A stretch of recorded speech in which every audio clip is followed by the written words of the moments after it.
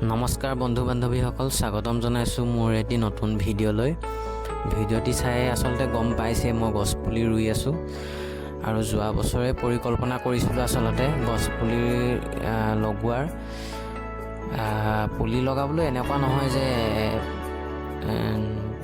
পইচা পাতিও দৰকাৰ আছে, যথেষ্ট টকা পইচা দৰকাৰ হ'ব, সেইবাবে আচলতে যোৱা বছৰ লগোৱা নহ'ল।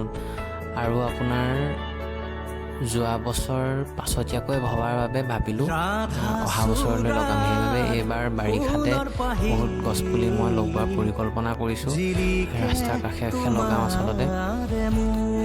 এয়া আচলতে আৰম্ভণিহে কৰিছোঁ। ভাবিছিলোঁ প্ৰথম মই মোৰ নিজৰ ঘৰখনৰ বা গাঁৱৰ পৰা আৰম্ভ কৰিম, কিন্তু ব্যস্ততাৰ বাবে ঘৰত লগাব নোৱাৰিলোঁ। কৰ্মসূত্ৰে যিহেতু মই নুমলীগড় তেলগৰমত থাকোঁ, ইয়াৰ পৰাই আৰম্ভ কৰিছোঁ লগাবলৈ এটি ৰাধাচূড়া পুলিৰে।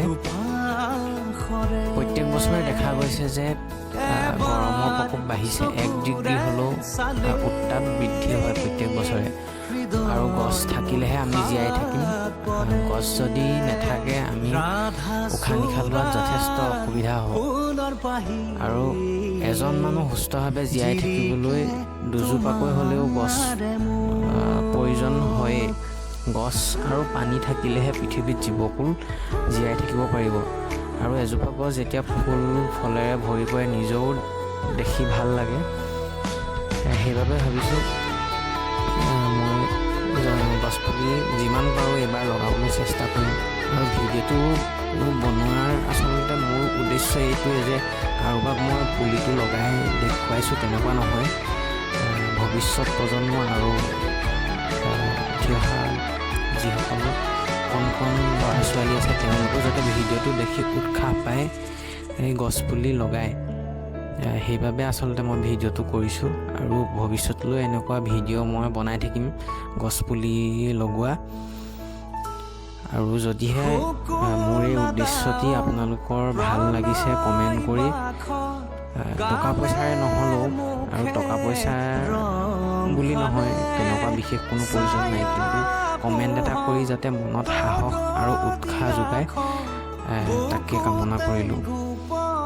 আপোনালোকৰ উৎসাহ আৰু সাহসে মোক আগন্তুক দিনত আৰু পুলি লগাই যাবলৈ সাহস দিব।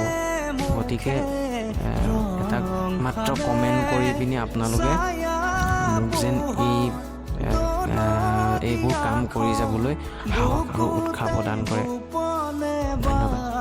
চূড়াৰ ফুলৰ পাহি জিলিকে তোমাৰে মুখ, বুকুৱেদি বাগৰে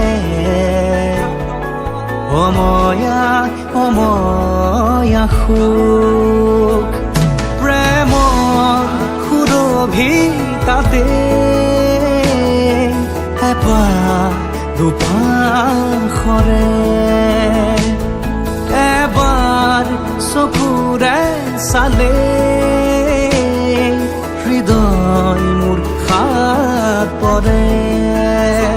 ৰাধাচূড়াৰ ফুলৰ পাহি